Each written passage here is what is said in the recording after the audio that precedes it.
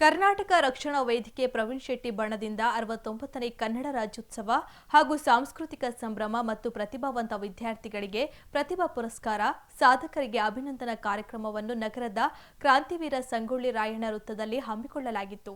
ಕಾರ್ಯಕ್ರಮಕ್ಕೂ ಮುನ್ನ ದಾವಣಗೆರೆಗೆ ಆಗಮಿಸಿದ ರಾಜ್ಯಾಧ್ಯಕ್ಷ ಪ್ರವೀಣ್ ಶೆಟ್ಟಿ ಅವರನ್ನ ಗಾಂಧಿ ವೃತ್ತದಿಂದ ಸಂಗೊಳ್ಳಿ ರಾಯಣ್ಣ ವೃತ್ತದವರೆಗೆ ತೆರೆದ ಆಟೋದಲ್ಲಿ ಮೆರವಣಿಗೆ ಮಾಡಲಾಯಿತು. ಕಾರ್ಯಕ್ರಮ ಉದ್ಘಾಟಿಸಿ ಮಾತನಾಡಿದ ರಾಜ್ಯಾಧ್ಯಕ್ಷ ಪ್ರವೀಣ್ ಶೆಟ್ಟಿ, ಕನ್ನಡ ಉಳಿವಿಗಾಗಿ ಅನೇಕ ಕನ್ನಡ ಪರ ಸಂಘಟನೆಗಳು ಹಗಲಿರುಳು ಶ್ರಮಿಸುತ್ತಿವೆ ಎಂದರು. ನಿವೃತ್ತ ಸರ್ಕಾರಿ ಅಭಿಯೋಜಕರಾದ ಎಸ್.ವಿ. ಪಾಟೀಲ್ ಅವರು ಮಾತನಾಡಿ, ಜಮ್ಮನಹಳ್ಳಿ ನಾಗರಾಜ್ ಸಾಕಷ್ಟು ಹೋರಾಟ ಮಾಡುತ್ತಿದ್ದು, ಕರ್ನಾಟಕ ರಕ್ಷಣಾ ವೇದಿಕೆಯ ಯಾವುದೇ ಪ್ರಕರಣಗಳಿರಲಿ ಅವುಗಳಿಗೆ ಹಣ ಪಡೆಯದೆ ವಾದ ಮಾಡುವುದಾಗಿ ಹೇಳಿದರು. ಈ ವೇಳೆ ವಿವಿಧ ಕ್ಷೇತ್ರದಲ್ಲಿ ಸಾಧನೆ ಮಾಡಿದ ಸಾಧಕರಿಗೆ ಹಾಗೂ ವಿದ್ಯಾರ್ಥಿಗಳಿಗೆ ಪ್ರತಿಭಾ ಪುರಸ್ಕಾರ ಮಾಡಲಾಯಿತು.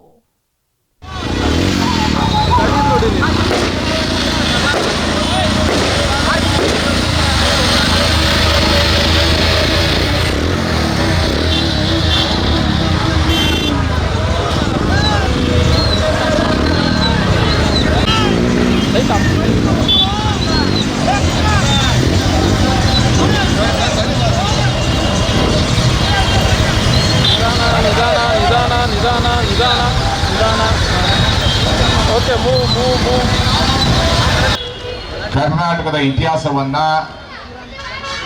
ಕರ್ನಾಟಕದ ಸ್ಥಿತಿಗತಿಗಳನ್ನ, ಕರ್ನಾಟಕದ ಗಡಿಭಾಗದಲ್ಲಿ ಆಗ್ತಾ ಇರುವಂತಹ ಅನ್ಯಾಯಗಳನ್ನ ಎತ್ತಿ ಹಿಡಿದು ಕನ್ನಡ ಹೋರಾಟಗಾರರ ಜೊತೆ ಕೇಸ್ ಆದರೆ ನಾನು ಇದ್ದೀನಿ ಅನ್ನುವಂತ ಧೈರ್ಯವನ್ನ ಕೊಟ್ಟಿದ್ದಾರೆ. ಧನ್ಯವಾದಗಳು ಸರ್.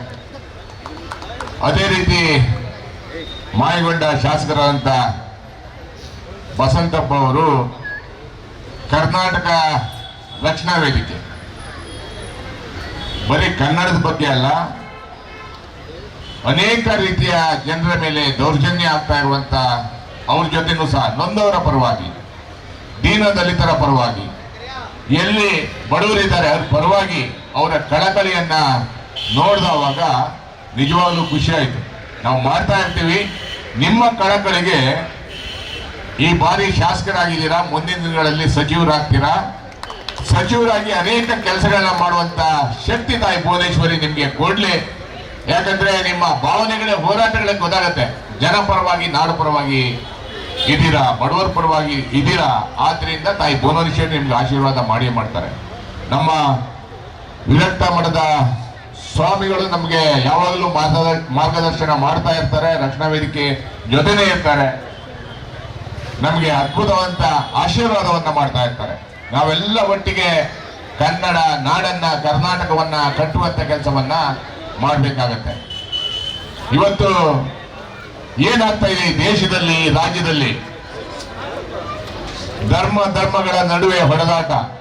ಯಾವ ಧರ್ಮನೂ ಹೇಳಿಲ್ಲ ಹೊಡೆದಾಡ್ರಿ, ಬಾಂಬ್ ಹಾಕ್ರಿ, ಬಡಿರಿ ಅಂತ ಯಾವ ಧರ್ಮದಲ್ಲೂ ಇಲ್ಲ. ಎಲ್ಲರಿಗೂ ಒಳ್ಳೇದು ಮಾಡಿ ಅಂತಾನೆ ಇರೋದು. ಧರ್ಮಗಳು ಇರೋದೇ ಸ್ವಾಮೀಜಿಗಳ ಆಶೀರ್ವಾದ ಮಾಡೋದೇ, ಒಳ್ಳೆ ಕೆಲಸಗಳನ್ನ ಮಾಡಿ ತಿದ್ದುವಂತ ಕೆಲಸವನ್ನ ಮಾಡ್ತಾರೆ ಬಿಟ್ರೆ ಎಲ್ಲೂ ಹೊಡೆದಾಡಿ ಅನ್ನುವಂಥದ್ದು ಹೇಳಲ್ಲ. ಇತ್ತೀಚೆಗೆ ಕರ್ನಾಟಕದಲ್ಲಿ ಸ್ಟಾರ್ಟ್ ಆಗಿದೆ ಜಾತಿಗಳ. ಬಸವಣ್ಣ ಅವ್ರು ಹೇಳಿದ್ರು, ಎಲ್ಲರಿಗೂ ಲಿಂಗವನ್ನ ಕಟ್ಟಿದ್ರು, ಒಂದೇ ಕುಲ ಅಂತ ಹೇಳಿದ್ರು, ಒಂದೇ ಮತ ಅಂತ ಹೇಳಿದ್ರು. ಆದ್ರೆ ಇವತ್ತು ನಾವು ಜಾತಿಗಳ ನಡುವೆ ಹೊಡೆದಾಡುವಂತದ್ದು ನೋಡ್ತಾ ಇರ್ತೀವಿ. ಕರ್ನಾಟಕ ಅಂತ ಹೇಳಿದ್ರೆ ಬಹುಶಃ ಉತ್ತರ ಭಾರತದವರು ಬಹಳ ಹಗುರವಾಗಿ ಮಾತಾಡ್ತಾರೆ. ಇವತ್ತು ನಾವು ಈ ದೇಶದ ಪ್ರತಿಯೊಂದು ರಾಜ್ಯದ ಜನರಿಗೆ ನಮ್ಮ ಕರ್ನಾಟಕದ ಶಕ್ತಿಯನ್ನ, ನಮ್ಮ ಕರ್ನಾಟಕದ ಇತಿಹಾಸವನ್ನ ನಾವು ತಿಳಿಸ್ಕೊಡ್ಬೇಕಾಗಿದೆ. ಆದರೆ ಅದರಲ್ಲಿ ನಾವು ಯಾಕೋ ಹಿಂದುಳಿದಿದ್ದೇವೆ ಅಂತಕ್ಕಂಥ ಮಾತನ್ನ ಹೇಳಕ್ಕೆ ಬಯಸ್ತೇನೆ. ಇವತ್ತು ನಮ್ಮ ದೇಶಕ್ಕೆ ಸ್ವಾತಂತ್ರ್ಯ ಸಿಕ್ಕು 77 ವರ್ಷ ಆಯಿತು. ಈ ದೇಶಕ್ಕೆ ಏನಾದರೂ ಸ್ವಾತಂತ್ರ್ಯ ಸಿಕ್ಕಿದೆ ಅಂತ ಹೇಳಿದರೆ, ಈ ದೇಶದಲ್ಲಿ ಸ್ವಾತಂತ್ರ್ಯಕ್ಕಾಗಿ ಹೋರಾಟ ಪ್ರಾರಂಭ ಆಯಿತು ಅಂತ ಹೇಳಿದರೆ, ಈ ದೇಶದ ಸ್ವಾತಂತ್ರ್ಯಕ್ಕಾಗಿ ಕಿಚ್ಚು ಹಚ್ಚಿದವರು ಯಾರು ಅಂತ ಹೇಳಿದರೆ, ಮೊಟ್ಟ ಮೊದಲ ಬಾರಿಗೆ ಕನ್ನಡ ನಾಡಿನ ವೀರಮಾತೆ ವೀರರಾಣಿ ಚೆನ್ನಮ್ಮ ಅನ್ನೋದನ್ನು ನಾವು ಈ ರಾಜ್ಯದ, ಈ ಜಿಲ್ಲೆಯ, ಈ ದೇಶದ ಜನರಿಗೆ ತಿಳಿಸಿಡಬೇಕಾಗ್ತದೆ. ಇಲ್ಲಿಗೆ 123 ವರ್ಷಗಳ ಹಿಂದೆ,